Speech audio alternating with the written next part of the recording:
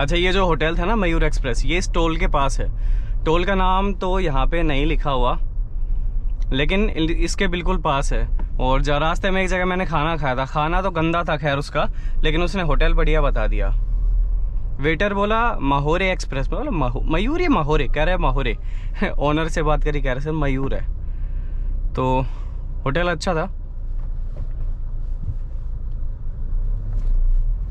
और डिस्टेंस मुझे शो कर रहा है 133, taking 3 hours and 6 minutes of mine, जो कि थोड़ा सा ज़्यादा है क्योंकि घाट है, सो अंडरस्टूड है।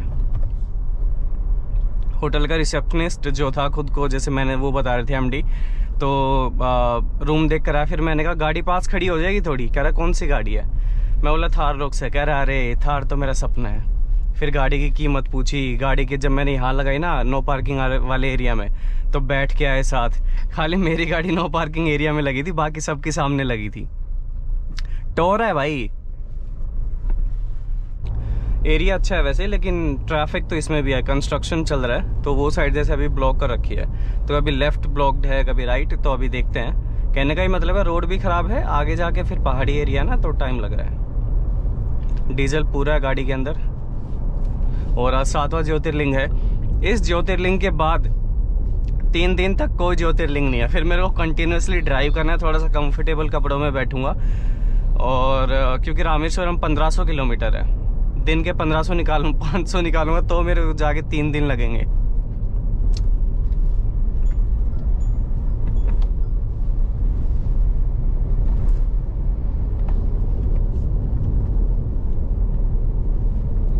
अच्छा, मुझे एक चीज़ बताना, जैसे लास्ट के 2 पार्ट से ना मैं गोप्रो के ज़्यादा शॉट्स ले रहा हूँ, तो ये गोप्रो वाले आपको सही लगते हैं, पीओवी वाले ऐसे, या मोबाइल से शूट करता हूँ ऐसे लेके, वो बताना।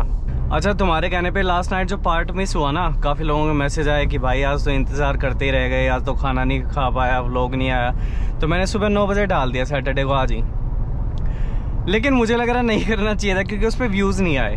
क्योंकि मेरी टाइमिंग रात को है, ऑडियंस रात के लिए जैसे वेट करती है, लेकिन वो सुबह डाल दिया, लेकिन कम व्यूज़ उठे हैं। तो मेरे ख्याल से मुझे मेरा ही सोचना चाहिए था पहले कि जो मेरी रेगुलर टाइमिंग है मेरे को उसी पे अपलोड करना चाहिए। चलो कोई नहीं, अगर आज रात को मैं करता और डिले हो जाता, फिर और अच्छा नहीं लगता, मतलब बीच में गैप आ जाता ना एक दिन का। मेरी कोशिश है कि डेली की डेली डालता रहूँ, वरना फिर मुझे एडिटिंग में दिक्कत आती है कि कौन सा पार्ट क्या था, वो सब मैं बता चुका हूँ पहले ही। और एक मेरी आदत से मैं खुद परेशान हूँ कि जैसे रेस्टलेस रहता हूँ बहुत, एक जगह में टिक के बैठ नहीं सकता। जहाँ भी ज्योतिर्लिंग जा रहा हूँ, अभी तक ऐसा नहीं हुआ कि मैंने एक दिन का हॉल्ट लिया हो कंप्लीट, की ड्राइव नहीं कर रहा हूँ। सोचता हूँ, बताता भी हूँ आप लोगों को कि ऐसा करूँगा, लेकिन फिर मैं ऐसा कर भी नहीं पाता। बैठ तो ये हो जाएगा बस फटाफट चल, मतलब बैठा क्यों है, सिट बिहाइंड द व्हील, इसको चला, इसका पंजा दबा, निकल यहाँ से। कोई दिक्कत नहीं होती, सुकून भी आ रहा होता है, लेकिन दिमाग जो है वो ये कहेगा बस निकल, रुक मत एक जगह पे। थोड़ा सा ये मेरी कुंडली के हिसाब से भी है, नंबरिंग जो है उस हिसाब से है कि एक जगह टिक के बैठ नहीं सकता। पैरों में ना पहिए लगे होते हैं, अभी यहाँ, कल वहाँ, परसों वहाँ। तो ये है मेरे साथ, और इसका मैं जितना मर्जी कंट्रोल कर लो मेरे से नहीं हो पाता है। ये चीज़ वो टैरो रीडर ने भी बताई थी, कुछ चीज़ें मेरे कंट्रोल से बाहर हैं, मेरे कुछ फ्लॉज हैं वो मेरे कंट्रोल से बाहर हैं, लेकिन कोशिश करता हूँ कि कुछ चीज़ों में सुधार लेकर आऊँ। ब्रेकफास्ट का था वो चेंज कर दिया, अभी सुबह करके ही निकलता हूँ। और डेली ये कहता हूँ आज रूम जल्दी ले लूँगा, फिर मेरे को 7-8 बज जाते हैं और काम फिर नहीं हो पाता। क्योंकि एक वीडियो जब मैं एडिट करता हूँ ना, अभी जो कल वाला किया नासिक वाला, 4 घंटे तो लगे होंगे, ऐसे करना पड़ता है। यार आप बोर तो नहीं होते ना? मेरे को ये कमेंट करना, जब गोप्रो में लगा के इतनी चीज़ें आपके साथ डिस्कस करता हूँ तो बोरियत तो नहीं आती? अगर आती है तो मेरे को बताओ, मैं उसी हिसाब से करूँगा। तो एडिटिंग में क्या होता है कि 256 GB है, उसमें से मुश्किल से 130-40 GB अवेलेबल रहता है, ठीक है। अब मेरे को आईफोन की वीडियोस निकाल के वो अलग से शूट करके एक्सपोर्ट करनी पड़ती हैं, गोप्रो की वीडियो अलग से एक्सपोर्ट करनी पड़ती है पूरा एडिटिंग करके, फिर दोनों की चीज़ें एक साथ लेकर एडिटर में आता हूँ, दोनों की एक्सपोर्टेड फाइल, फिर उनमें कट पिट वो सब लगा के, और फिर जाके एक फाइनल वीडियो बनती है। तो मेरे को 4 घंटे तो कहीं नहीं गए, 5 भी मान लो लगते हैं मेरे को। और एडिटर भाई नहीं करके दे सकता इतनी दूर से रिमोटली बैठ के, मतलब मेरे से इतनी दूर एडिटर कर ही नहीं सकता। उस तक मैं वीडियोस कैसे भेजूं? 30-40 GB की आराम से हो जाती है मेरे पास। डैश कैम की एक क्लिप निकालता हूँ ना 1 मिनट की, 250 MB की है, 250 MB की है वो, ठीक है। और अगर मैंने 10 भी निकाल ली ऐसे तो 2.5 GB तो यही हो गया। निकलती ज़्यादा है, आपको मिलता उसमें थोड़ी देर का फुटेज है। मैं ज़्यादा इसलिए निकाल लेता हूँ कहीं कुछ मिस ना हो जाए, इसलिए थोड़ा हेक्टिक हो रहा है। लेकिन मैंने सोचा रिलैक्स तो होता ही रहेगा, घर जाके भी हो जाएगा। ये अपना 15-20 दिन काम कर लूँ अच्छे से। अब ये वीडियोस मैं 20 दिन बाद डालूंगा, 1 महीने बाद, तो कोई रिलेट नहीं कर पाएगा, कोई देखेगा नहीं। भीमाशंकर 62 किलोमीटर। अब यहाँ से एग्जिट लेंगे हम, NH 60 है ये। Take the exit toward Bhimashankar, Manchar Road, then turn right onto the ramp to Bhimashankar.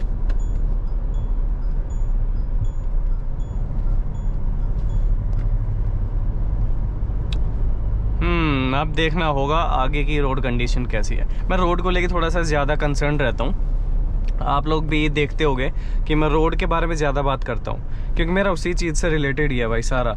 मैं ये सोच के चलता हूँ कि कल को कोई आएगा ना मेरी वीडियो देख के, तो उसको मैं थोड़ा गाइडेंस दूँ, इन्फॉर्मेशन दूँ, रूट से रिलेटेड, स्टे से रिलेटेड, फूड से रिलेटेड, कुछ ना कुछ तो सिखाऊँ।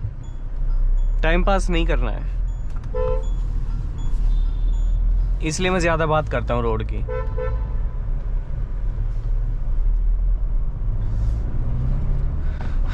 ये सिंगल मिलेगा क्योंकि पहाड़ी एरिया, लगभग चांसेस सिंगल के ही होते हैं पहाड़ी एरिया के। खाने पीने का बढ़िया इस वाले हाईवे पे। वॉश कराने का मन है मेरा गाड़ी, लेकिन पहले मैं सोच रहा हूँ भीमाशंकर कर ही लूँ एक बारी। 60 किलोमीटर मुझे दिखा रहा है, 1.25 घंटे। बढ़िया इलाका है। मेरे को ग्रीनरी बहुत अट्रैक्ट करती है, वैसे भी मुझे सूट करता है green colour, being number 5 mercury ruled, तो मुझे बहुत अच्छी लगती है चीज़ें।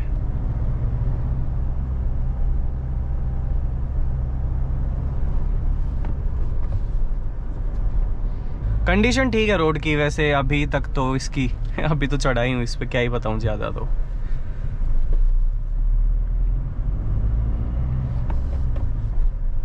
अब यहाँ पे जो साइन बोर्ड्स हैं पूरे मराठी में हैं। तो भीमाशंकर अब ये पता नहीं 59 है कि 58 है, 8 होना चाहिए, बाकी पता नहीं भाई, नॉट श्योर। हाँ अब ले सकते हैं।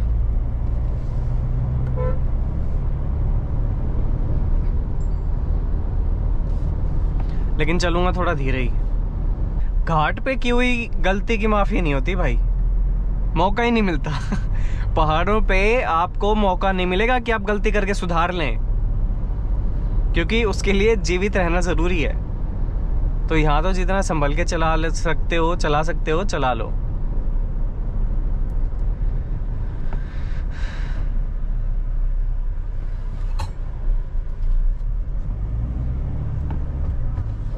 इसके बाद पहाड़ हमें मिलेंगे ओनली इन केदारनाथ। बाकी मैं बैद्यनाथ और उसके मल्लिकार्जुन ज्योतिर्लिंग के बारे में श्योर नहीं हूँ, बट एटलीस्ट इतने नहीं होंगे जितने केदारनाथ में होंगे। सोनप्रयाग तक जाना पड़ेगा। अब मज़ा आएगा ना चलाने में। ये जो वॉशिंग वाले थे, साहिल मुंडे नाम है, बोले मेरे जान पहचान का है वहाँ पे, वो दर्शन जल्दी करवा देगा। वैसे भीड़ है नहीं, लेकिन सैटरडे है तो हो सकती है थोड़ी बहुत, वीक डेज़ के कंपैरिजन में ज़्यादा हो सकती है, वैसे नहीं होगी। 200 रुपये लिए गाड़ी के खाली बाहर से वॉश के, सही है। और फ्यूल पंप भी काफ़ी हैं, तो इस रास्ते में अगर आपको कोई दिक्कत हो फ्यूल से रिलेटेड, उसका निवारण है यहाँ पे। ये जगह देखो, नाम नहीं पता वैसे मेरे को, लेकिन ऐसी है कि बहुत बड़ी मार्केट है। गाड़ी के टायर से रिलेटेड कोई भी इशू हो यहाँ पे है, फ्यूल पंप चाहिए यहाँ पे है, सारी चीज़ें हैं, खाने पीने की, होटल हो गए, बढ़िया। मेरे को अभी तक टायर शॉप नहीं दिखी थी कहीं पे भी पूरी ट्रिप पे, ऐसा हाईवेज पे, लेकिन यहाँ पे थी 2-3। इधर भी देख लो, ऑटो रिपेयर सब है, तो गाड़ी से रिलेटेड कोई दिक्कत हो तो ठीक है यहाँ पे। अभी मुंडे साहब ने जिनका नंबर दिया था उनका कॉल आया, बोला भीड़ तो है देखो काफ़ी है, लेकिन आप आएंगे तो मैं 10-15 मिनट में दर्शन करवा दूंगा। और गाड़ी जो है पूरा मंदिर तक ठेठ नहीं जाएगी। 2 नंबर गेट जो है वहाँ पे मतलब लगभग ये मान लो कि 1.5-2 किलोमीटर दूर गाड़ी खड़ी करवा देंगे। वहाँ से बस या टैक्सी लेके जाना है, राम मंदिर है वहाँ पे, तो वहाँ तक जाना है, वहाँ पे वो मुझे मिलेंगे और बोले 10-15 मिनट में करवा दूंगा। तुम देख लो कहाँ के तार कहाँ जुड़ जाते हैं। अचानक मुझे वॉशिंग सेंटर पे ही मुझे उज्जैन में मिले थे, उन्होंने मेरा VIP प्रोटोकॉल करवा दिया था। वॉशिंग सेंटर पे ही यहाँ पे ये मिले साहिल मुंडे, इन्होंने मेरा करवा दिया। भाई महाकाल सब चीज़ें सेट करते जा रहे हैं मेरे लिए। अभी तक किसी भी ज्योतिर्लिंग में मुझे टाइम नहीं लगा। VIP हुए तो VIP हुए, नॉर्मल हुआ तो भी जल्दी हो गए, 10-15-20 मिनट मैक्सिमम। इन घाट में और बाकी जो मैं UK और हिमाचल के देखता हूँ, ग्रीनरी यहाँ पे ज़्यादा है, क्योंकि भाई ये बारिश ज़्यादा होती है तो यहाँ पे ज़्यादा है। मुझे ये वाले ज़्यादा सुंदर लगे।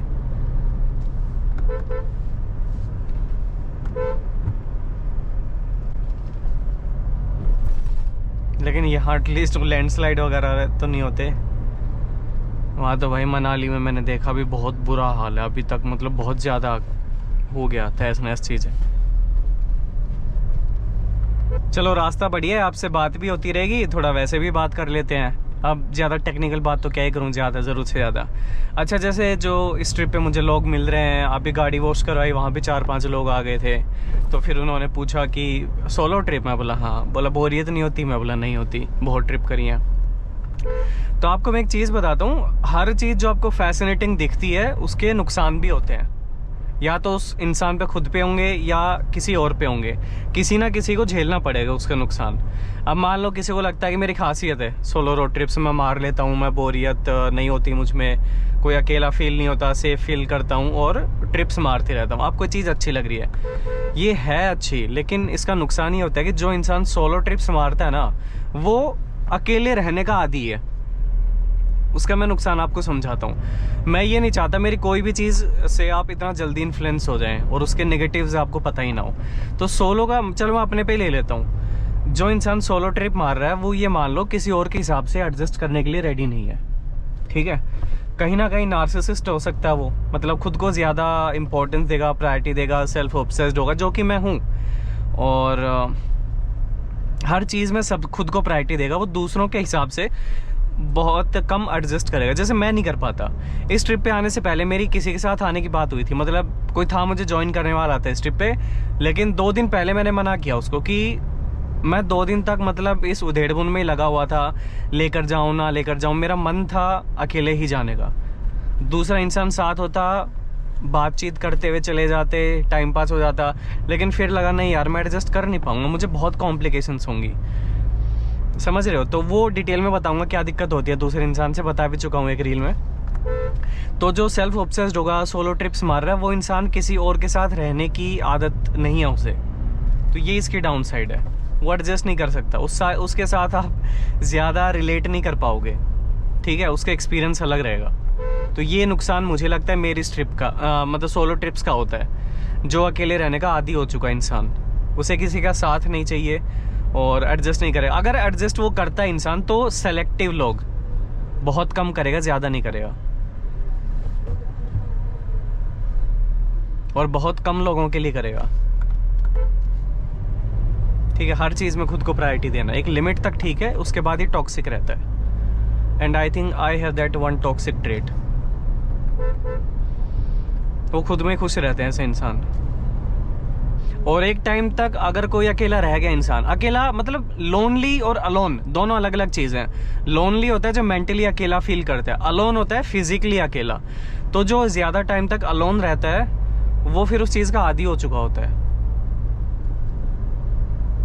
और उसको उस आदत से निकालने में बहुत मुश्किल होती है, खासकर मेरी जैसी एज में, क्योंकि मैं 31 का हूँ। इस एज में किसी इंसान को नई इंसान के अनुसार ढालने में बहुत दिक्कत होती है, और ये भी रीज़न है कि मैं शादी करने से ना थोड़ा दूर भागता हूँ, क्योंकि मुझे लगता है मुझे बहुत ज़्यादा एडजस्टमेंट करनी पड़ेगी हर चीज़ में, मतलब मैं नहीं कर पाऊँगा, इसीलिए मैं दूर भागता हूँ इन चीज़ों से। एरिया अच्छा है ना, ये थोड़ा सा पानी गिर रहा था, छोटू सा झरना, अच्छा, अगली ट्रिप मैंने 2 अभी चीज़ें प्लान की हैं। एक तो ये ट्रिप ख़त्म होने के बाद, मैंने वैसे मेघालय ट्रिप के बाद भी बोला था कि मैं 1-2 दिन के लिए ना आराम से रुकूंगा कहीं पहाड़ों में ही जाके, लेकिन अभी हालात ख़राब थे इसलिए मैं गया नहीं। इस ट्रिप के बाद जब जाऊंगा सितंबर या अक्टूबर में 2-3 दिन के लिए कहीं आराम से रुकने, कोई काम धाम नहीं, कोई कुछ नहीं, कोई एडिटिंग नहीं, फ़ोटोज़ वगैरह निकलेंगी और आराम से रिलैक्स करूँगा। 2 दिन तक एक ही जगह पे आराम से पड़े रहो, रिलैक्सेशन होगा थोड़ा। एक तो ये हो गया, ये मुझे करना है। अगली जो ट्रिप होगी मेरी इसके बाद वो विंटर्स में होगी, उससे मतलब लंबी ट्रिप मान लो, तो तब मैं एक कैमरामैन को ज़रूर लेके जाऊँगा। एंड आई विश, तब तक फ़ोन तो ले लूँगा मैं नया, लेकिन ड्रोन भी होगा उस वक्त तक। देखेंगे खुद का होगा या कैमरामैन का होगा, लेकिन आपको गाड़ी के एक्सटीरियर के बहुत शॉट्स मिलेंगे। मुझे बस सोलो ट्रिप में ये दिक्कत आती है कि मुझे गाड़ी के बाहर के शॉट्स नहीं मिलते। सारा दिन बाहर अंदर ही अंदर गोप्रो के शॉट्स, खाने पीने के, और कुछ है ही नहीं। मैं वो मिस करता हूँ। गाड़ी बाहर से दिखती है सिर्फ फोटोज़ में। पुणे तो यार वैसे ही मौसम बहुत बढ़िया रहता है मेरे ख्याल से, महाराष्ट्र में सबसे बारिश होती है। मौसम पुणे में ऐसा है लगभग पूरे साल ही सेम रहता है। पुणे में पहले आ चुका हूँ कुछ 7 साल पहले, और ये जब भी पहाड़ देखता हूँ थोड़े पेड़ पौधे वाले, इन पे गाड़ी चढ़ाने का मन कर जाता है। कल मम्मी से बात हुई तो कह रही है और कितने रह गए तेरे ज्योतिर्लिंग। मैं बोला 6 तो हो गए, 7वां कल है और 5 और रह जाएंगे उसके बाद। फिर बद्रीनाथ है, 4 धाम भी है। कह रही है पता नहीं, ऐसे लग रहा है जैसे 1 महीना हो गया गए हुए। मैं बोला क्या हो या मतलब याद आ रही है कि ज़्यादा, मतलब घर खाली लग रहा है। कह रही नहीं ऐसी बात नहीं है, बट ये सबसे लंबी ट्रिप है अब तक की ना, तो बोली चिंता रहती है। तो अकेला इस वजह से, कोई साथ होता तो इतनी टेंशन नहीं होती। अब ये है कि कब कहाँ होगा, कहाँ चल रहा होगा, रूम लिया है कि नहीं, रात को चला रहा है कि नहीं, खाना पीना हुआ कि, बोली टेंशन रहती है और कोई दिक्कत नहीं है।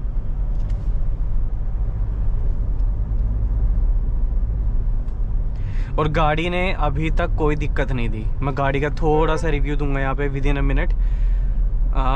कोई दिक्कत नहीं है, थोड़ा बहुत नेविगेशनल ग्लिच है, चल जाता है। वायर में दिक्कत है तो वायरलेस कर देता हूँ, वायरलेस में दिक्कत है तो वायर्ड कर देता हूँ, वो सॉर्टेड। और कोई भी एक भी दिक्कत भगवान की दया से इस ट्रिप पे नहीं आई है। थोड़ा और जल्दी बता देता भाई।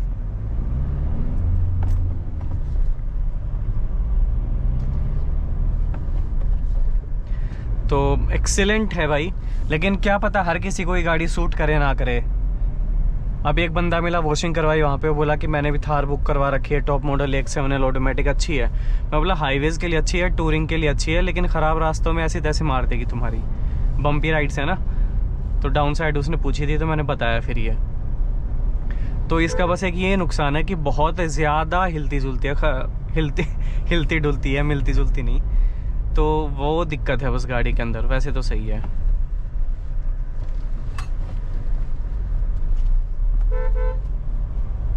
गाड़ी ले सकते हो थार, कोई दिक्कत नहीं। मैं कंफर्टेबल हूँ, मुझे 10 दिन हो गए गाड़ी चला दी, लगभग 3500, और कोई थकावट नहीं, कोई back pain, neck pain, body pain, कुछ भी नहीं है। लेकिन ये सबका अलग अलग होता है भाई, क्या पता किसी की बॉडी 100 किलोमीटर में ही थक जाती हो, मेरी नहीं थकती है बिल्कुल भी। मेरा ये मानना है, अगर आप ट्रिप को एंजॉय करने निकले हो, कंटेंट बनाना है, वीडियोस बनानी है, नज़ारे देखने, तो रात को ट्रैवल मत करो, क्योंकि उस वक्त अंधेरे में आप बहुत से सुंदर सीन जो होते हैं वो मिस कर देते हो। अगर मैं रात को भीमाशंकर आता, मैं मिस कर देता इतनी हरियाली। ठीक है, आपको भी मैं क्या ही दिखा पाता अंधेरे, कुछ नहीं साफ समझ आता। और लद्दाख में मैंने गलती करी थी, पांग के बाद जो जगह है सरचू, ये दरचा, ये सब, यहाँ से ले पूरा रात में निकाल दिया, जबकि असली लैंडस्केप थी वहीं थे। वो नज़ारे मैंने मिस कर दिए और उन्हीं के लिए गया था। तो आप हमेशा दिन में ट्रैवल करें, रात को वैसे भी सेफ़ नहीं है। अननोन स्टेट में तो मैं वैसे ही नहीं करता, मजबूरी हो तो एक अलग बात है, 1-2 घंटा ज़्यादा खींचनी पड़ जाती है गाड़ी कई बार, तो वो एक अलग बात है। मैं मतलब 2-3 दिन की ऐसी ट्रिप पे जाना चाहता हूँ। चला 10-15 किलोमीटर बाद कोई बढ़िया जगह दिखी, फिर रोक दी। 50 किलोमीटर पे कुछ दिखा, फिर रोक दी। अब मैं क्या करता हूँ, यहाँ नहीं रुक सकता, वहाँ पहुँचना है, फिर रुकूंगा तो लेट हो जाऊँगा, वहाँ पहुँचना है। मेरे दिमाग में हमेशा ये होती है मुझे वहाँ पहुँचना है, मैं उसके बीच रुक नहीं सकता। तो थोड़ा सा जो इन्जॉयमेंट है ना, वो मिस करता हूँ मैं काम के लिए। तो एक कुछ वक्त में काम को थोड़ा सा साइड करके फिर मैं जाऊँगा एन्जॉयमेंट के लिए। कि बैठ गया एक जगह पे, आधा घंटे बैठा हूँ। डिकैथलॉन से इस बार मुझे फोल्डेबल चेयर लेके आनी है। स्टूल तो है बट जब तक बैक सपोर्ट नहीं मिलती ना, रिलीफ नहीं आता, तो वो लूँगा इस बार अपना गाड़ी। ओ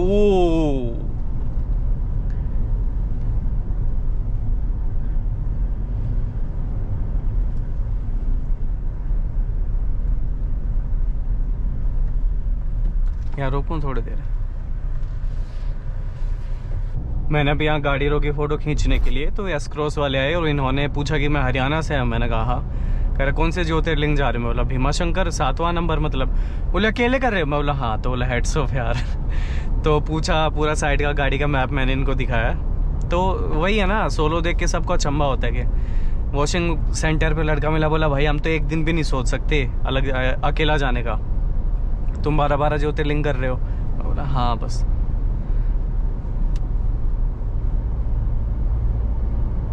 बहुत सुंदर पहाड़ है भाई, वेरी प्रिटी। मुझे बोले आराम से गाड़ी चलाना, नींद आए तो गाड़ी रोक लेना। और यहाँ पे मतलब ये जो थे एस क्रॉस वाले, तो बोले आराम से चलाना, भगाना मत गाड़ी। बोला ओके। यहाँ पे ये गाड़ी इतनी सुंदर लगती है, अगर इसके ड्रोन शॉट्स होते ना, या एटलीस्ट कोई बाहर से शूट कर रहा होता गाड़ी को, बस एक ये कसर रह जाती है मेरी। भाई अभी रोड है मिजरेबल कंडीशन में, मतलब बहुत ज़्यादा बड़े गड्ढे। अब तक का सबसे ख़राब रोड ही है। इसने एमपी गुजरात को भी पीछे छोड़ दिया, तो बस थोड़ी सी दूर में सही है, बाकी पूरा ख़राब है। अब ये 100 मीटर का ठीक था, वापस ख़राब। तो मेरे को 9 किलोमीटर में 27 मिनट। और यहाँ पे एयरटेल का नेटवर्क बिल्कुल भी नहीं है, डेड है। मंदिर से ये मान लो 10-15 किलोमीटर पीछे ही आपका एयरटेल डेड हो जाएगा। यहाँ पे जियो काम करता है, ये देखो।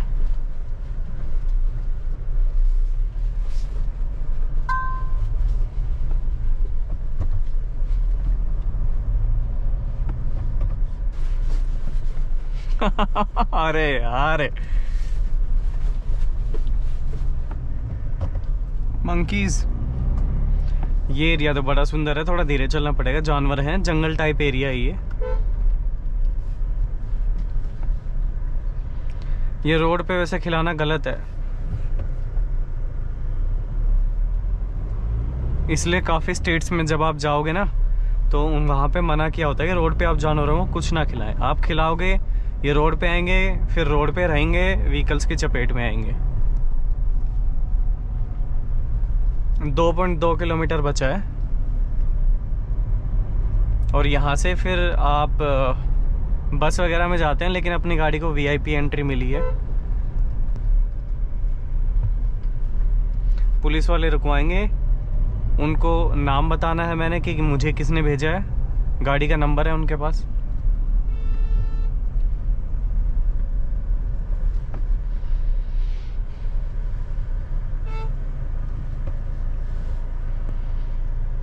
काफ़ी गाड़ियाँ हैं, लेट्स सी अगर पास उनका काम करता है कि नहीं।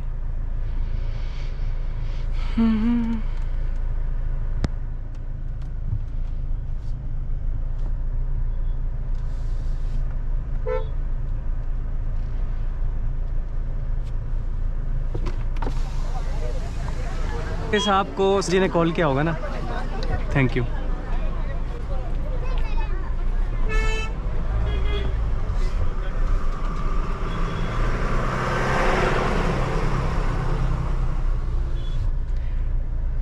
VIP entry.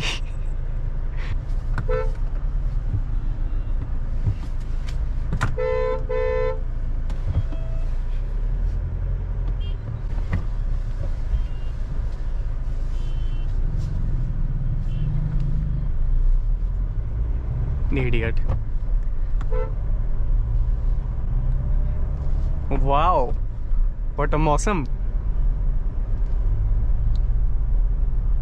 मैं उनका नाम नहीं बता सकता जिन्होंने मुझे भेजा, वरना सारे वीडियो में अगर मैंने गलती से नाम ले दिया तो आप फिर उनका नाम लोगे and that will be misused.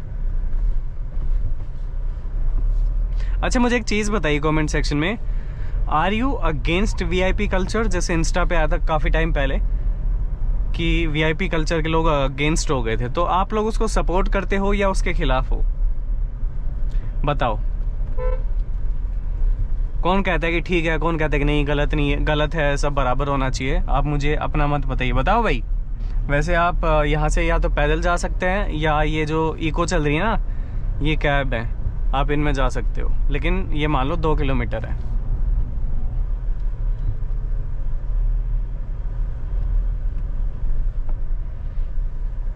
आ गए मंदिर। Mathar is getting a lot of attention. मैं ले तो जा रहा हूँ, लेकिन आगे कहाँ जगह मिलेगी पार्क करने की? मतलब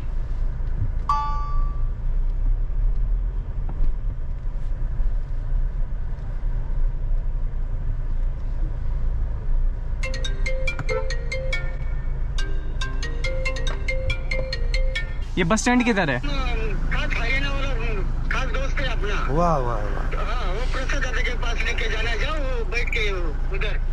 घुमा दूँ यहीं पे?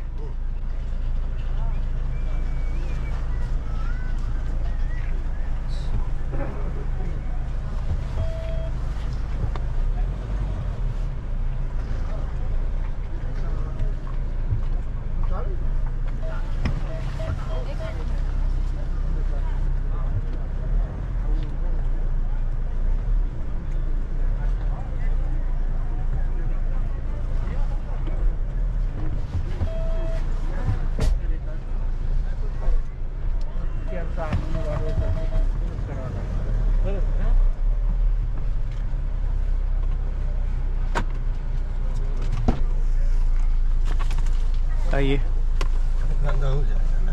कोई नहीं, चलूं? बंद है।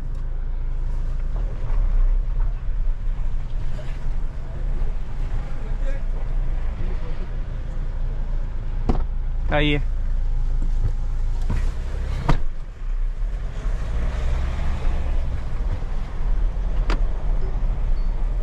कितने ज्योतिर्लिंग किया अभी? ये 7वां है। जाओ जाओ। हाँ, इसके बाद रामेश्वरम। जी जी जी। मेरा भी 2 ही बाकी है, 10 हो गए।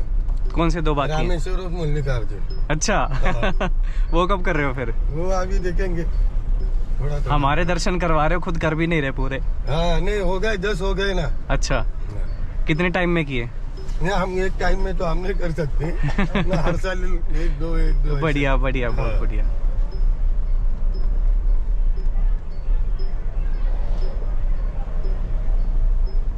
गई वो गाड़ी, गई पीछे। और आने का भी यही रास्ता है ना वापसी? ये मेन रोड है, वीआईपी रोड है। अच्छा, हाँ। अपना डाल के चलो। निकालूं मैं? और नोटो।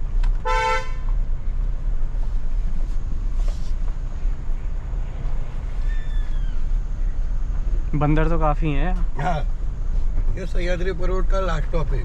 अच्छा, 4 महीना सूर्य दर्शन नहीं होता है यहाँ पे। ये सर्दियों में? यहाँ भी बारिश में। हाँ, मतलब वो धुंध काफी होती है ना। यहाँ लगा दूं इसके बगल में? चलो भाई, यहाँ तो हो गए दर्शन, अब माता रानी के दर्शन करने हैं।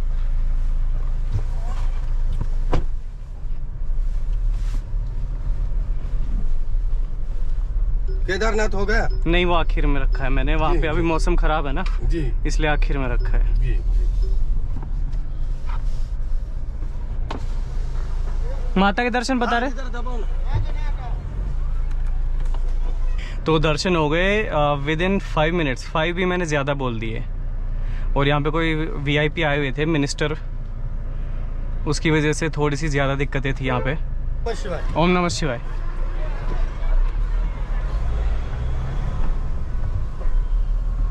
बहुत बढ़िया।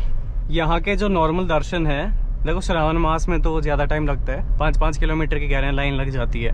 उस वक्त वीआईपी वगैरह पास सब बंद कर देते हैं। अभी कोई पर्ची नहीं कटी, कोई कुछ नहीं। और अभी फ़िलहाल कह रहे 3-4 घंटे तो देखो दर्शन में जाते हैं। आप वीआईपी लोगे तो आधा 1 घंटा मान लो, जो पर्ची वगैरह कटती है, कोई 500 लेता है, कोई 1000 लेता है। तो ये था वीवीआईपी दर्शन। साथ लेके गए हैं, जल चढ़वाया है शिवलिंग पे, इन्होंने फ़ोटो खींची है वहाँ पे।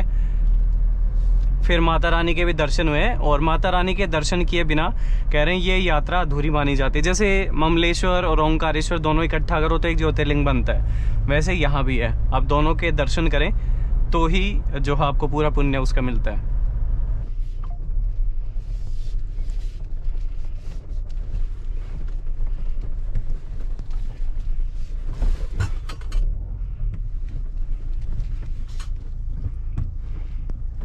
अब थार है तो सीधे काम तो हो नहीं सकते।